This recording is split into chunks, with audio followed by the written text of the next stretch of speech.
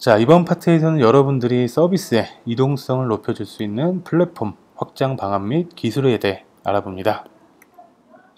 자, 화면의 그래프는 전 세계 데스크탑 사용자 수와 모바일 사용자 수를 표현하고 있습니다. 주황색 원은 모바일 사용자 수가 데스크탑 사용자 수를 앞선 2013년도를 가리키고 있습니다. 자, 이제 모바일 장치가 데스크탑보다 더 많이 판매가 되고 있고요. 그리고 모바일만 사용하는 사용자는 극히 일부라고 합니다. 그리고 데스크탑 사용자가 대부분 모바일 사용자일 테고요. 그리고 모바일은 비즈니스용, 산업용, 개인용으로 많이 활발하게 사용하고 있다고 합니다. 자, 출처는 모건 스탠리 리서치였고요. 자, 또 다른 통계입니다. 자, 그 화면을 보시면은 그 장치가 판매된 그 비율입니다. 자, 2015년도 자료이지만, 자, 안드로이드가 전체 절반이 넘는 54%를 차지하고 있고요. 그리고 아이폰과 맥, iOS와 OS X이 12% 정도를 차지하고 있습니다. 자, 윈도우즈도 12% 정도를 차지하고 있죠. 그리고 나머지 리눅스 등등과 같은 머신이 21% 정도 차지하고 있습니다. 자, 이 통계에서 보듯이 안드로이드, iOS, 윈도우 총 3개의 그 플랫폼용 기기가 전체 80% 정도를 차지하고 있고, 총 4가지 플랫폼이 상당히 사용자들에게 관심 갖고 많이 사용되고 있다라고 통계를 통해 확인할 수 있었습니다. 자, 출처는 가트너였고요. 자, 마지막 그 통계를 한번 보시면은, 자, 웹 기반으로 얼마나 사용됐는지에 대한 통계인데, 자, 이때는 좀 반대로 윈도우즈가 전체에서 40%, 그리고 안드로이드가 34%, 그리고 iOS와 OS X이 12%, 그리고 5% 정도였습니다. 자, 전체적으로 살펴봤을 때 80%가 훌쩍 넘죠. 거의 90%가 가까이 되고 있는데, 자, 대부분 사용자들은 윈도우, 안드로이드, iOS, OS X 등 4개의 플랫폼에 집중되어 있는 것들을 확인할 수가 있고요. 자, 앞에 판매와는 다르게 얼만큼 사용됐는지에서 윈도우즈가 훨씬 더 앞서는 것을 볼 수 있습니다. 이와 같이 여러분들의 고객들은 아직도 업무에서 훨씬 더 시간을 많이 소비가 되고, 그리고 업무에서는 아직 윈도우 어플리케이션이 업무에 더 적합하다라는 것을 이 통계를 통해 알 수 있게 되었습니다. 자, 그래서 어떻게 윈도우즈를 유지하면서, 윈도우즈 어플리케이션을 유지하면서 또 다른 안드로이드, iOS, OS X 등으로 확장할 수 있는지 방안들이 상당히 중요할 것 같고요. 자, 출처는 스탯 카운터였습니다. 자, 그래서 이제 모빌리티, 즉 움직이면서 여러분들이 이제 이동하면서 볼 수 있는 시스템과 여러 가지 플랫폼으로 확장할 수 있는 방안을 생각을 해보셔야 되는데, 마침 RAD 스튜디오에서는 파이어모키 프레임워크를 통해서 iOS, macOS, 안드로이드를 지원하고 있습니다. 자, 플랫폼 기능을 직접 사용하는 네이티브 앱을 개발할 수가 있고요. 그리고 스마트한 스타일을 통해서 iOS와 안드로이드 네이티브 UI를 제공하고, 때에 따라서는 여러분들이 필요한 회사의 전용 UI를 동일하게 iOS와 안드로이드 동일하게 적용하는 것도 가능합니다. 자, 그리고 앱 테더링이라는 기술을 통해서 기존의 데스크탑을 모바일로 확장하는 방안도 제공을 하고 있습니다. 자, 이 파이어모키 프레임워크가 있다고 해서 여러분들이 그동안 만들었던 VCL 기술들을 다 버리고 모바일로 가기에는 약간 부담이 될 수 있습니다.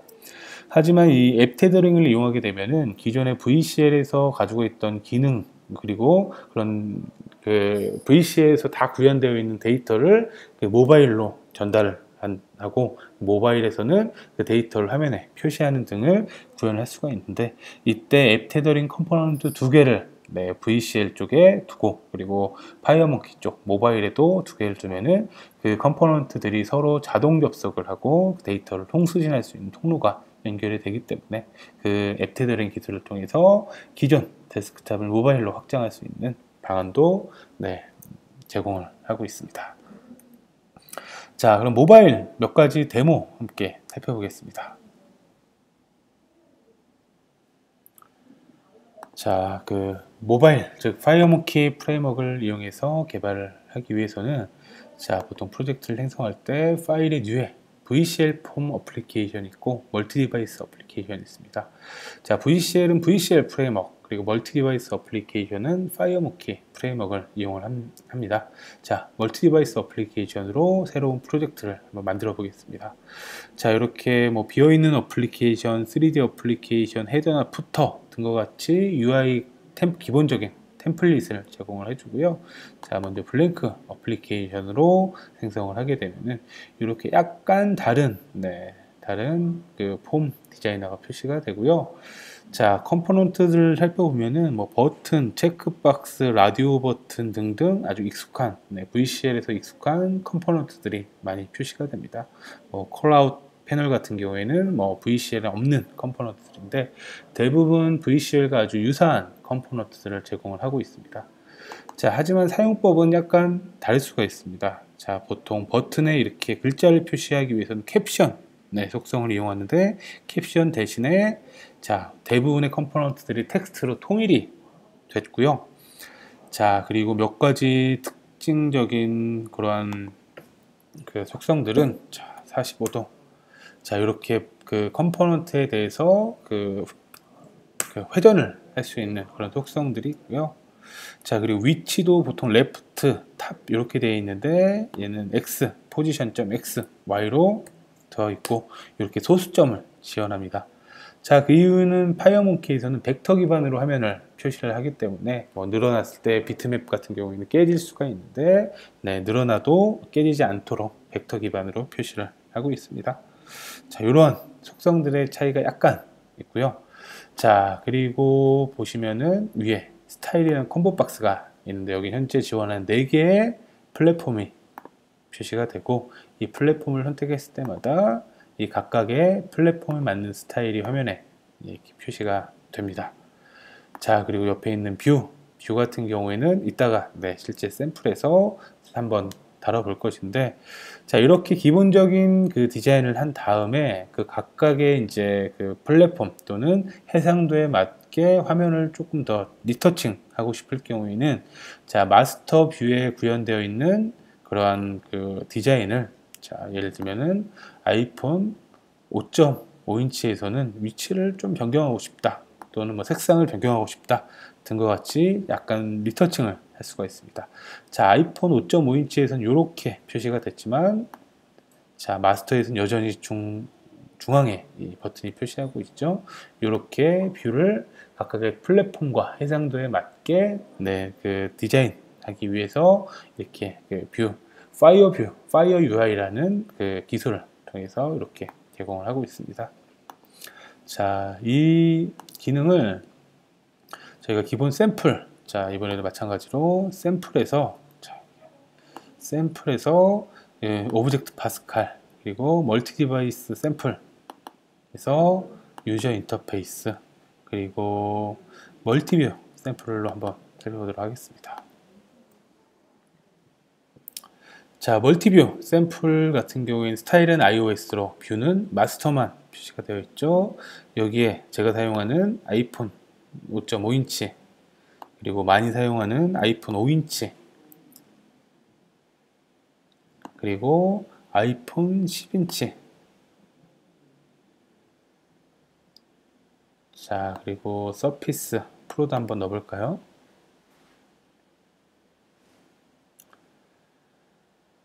자, 이렇게 몇 가지 그 플랫폼과 해상도를 선택을 했습니다. 그랬더니 위에 크리에이티드 생성된 이 뷰가 표시가 되고요.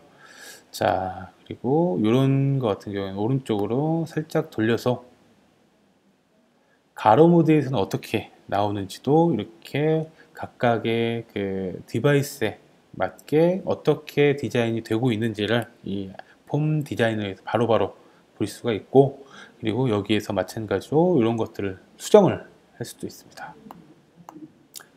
자, 이렇게 이제 생성된 뷰들은 각각의 이제 플랫폼 해상도별로 이렇게 다르게 표시를 하는데 이런 것들을 일괄적으로 볼 수 있는 멀티 디바이스 디자이너, 멀티 디바이스 프리뷰라는 기능이 이렇게 제공하고 있습니다.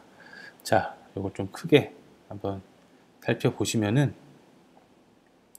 자, 현재 쭉 디자인을 하고 있죠. 이런 디자인하고 있는 것들이 어떻게 이제 실제 화면에 표시가 될지를 볼 수 있는 기능이고요. 자, 아이폰 그리고 안드로이드에서는 이렇게,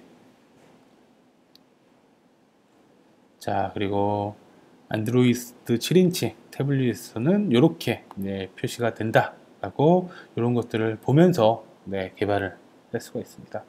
자, 사실 디자인하는 시간이 개발하는 시간 못지않게 오래 걸릴 수가 있습니다. 왜냐하면은 내가 한참 개발한 것들을 디바이스에 넣어서 확인하고, 그리고 조금 틀리네 하면 다시 수정해서 넣어서 테스트하고, 실제 디바이스에 배포하는 시간이 오래 걸릴 수가 있는데, 이렇게 멀티 디바이스 프리뷰를 통해서 여러분들이 개발하는 중간중간에 이렇게 보면서 개발할 수 있다는 것들은 개발 시간을 대폭 단축할 수 있는 기능들이고요. 자, 요것들을 이제 실시간으로 표시할 수 있는 그런 기능들도 있습니다. 파이어 UI 라이브 프리뷰라는 기능인데, 요 기능은 뒤에서 영상으로 한번 살펴볼 것이고요. 자, 요렇게 이제 개발을 한 다음에는 그 프로젝트 매니저에 보시면은 타겟 플랫폼이 이렇게 표시가 됩니다. 그럴 경우에는 어떤 플랫폼을 이용해서 빌드하고 컴파일 할지만 선택을 해서 빌드하게 되면은 이 안드로이드용 APK, 그리고 iOS 디바이스 64비트 같은 경우에는 iOS용 디바이스에 맞는 앱 IPK 파일이 IPA인가요?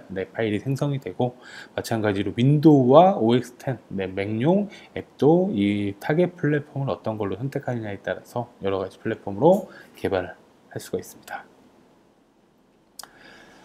자, 여러분들이 이제 좀 더 살펴볼 수 있도록 참고 자료 좀 몇 가지 제공을 해드리고요.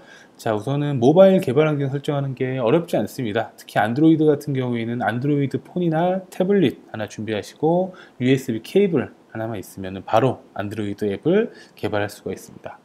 트라이얼을 설치하셔서 안드로이드 디바이스 준비해서 USB 연결하고, 그리고 그 디바이스의 제조사에서 제공하는 USB 드라이버만 설치하게 되면은 개발 환경이 완료가 되는 거고요. iOS 같은 경우에는 몇 가지 조금 그 개발자 등록을 해야 되기 때문에 번거롭긴 하지만 그 과정도 사실 어렵지는 않습니다. 자, 그리고 모바일로 개발된 앱 사례, 그리고 여러분들이 따라하면서 익힐 수 있는 나의 도서관 앱 개발하면서 그 모바일 화면은 어떻게 개발하고 기능을 어떻게 개발하는지, VCL과 어떤 차이가 있는지 한번 살펴볼 수가 있고요. 그리고 그 VCL 앱을 모바일로 쉽게 확장할 수 있는 앱 테더링 자세히 살펴보기 메뉴도 함께 살펴보면 좋을 것 같습니다. 자, 마지막으로 파이어 UI 라이브 프리뷰 그 영상을 함께 볼 건데요. 요거는 이제 본사의 에반젤리스트인 짐 맥키트가 작성한입니다. 자, 보시면 이렇게 윈도우가 있고요. 그리고 아이패드, iOS용 앱이죠. 그리고 요게 안드로이드용 폰, 그리고 요것들이 윈도우 10 태블릿입니다. 그리고 요거는 맥용 앱이고요. 자, 각각의 파이어 UI 프리뷰 어플리케이션을 선택을 하고요. 그 다음에 실제 IDE에서 이제 실제 개발을 하게 됩니다. 자, 이렇게 그 윈도우에서는 기본적으로 이렇게 표시가 되지만, 그런 것들이 아이패드에서는 이렇게 표시가 되고, 자, 이렇게, 자, 윈도우에서는 탭이 보통 위쪽에 존재하지만 그 iOS에서는 아래쪽에 위치하는 것들이 일반적입니다. 자, 그리고 이렇게 컨트롤을 옮길 경우에도 이렇게 화면에 실시간으로 변경되는 것을 확인할 수가 있습니다. 자, 이렇게 직접 입력도 해보실 수가 있죠. 자, 이런 과정들을 할 수 있도록 이 파이어 UI 앱에서 연결하고, 안드로이드에서도 마찬가지로 이 화면을 그대로 출력을 하는 것을 볼 수가 있습니다. 자, 윈도우도 마찬가지고, 마지막으로 맥에서도 이 개발 환경에서 개발했던 내용들을 종합적으로 확인하면서 실제 기기에서 확인할 수가 있기 때문에 좀 더 정확한 디자인 정보를 확인할 수 있을 것입니다. 자, 이렇게 모바일 관련된 데모 살펴보고 참고 자료 제공을 해드렸습니다.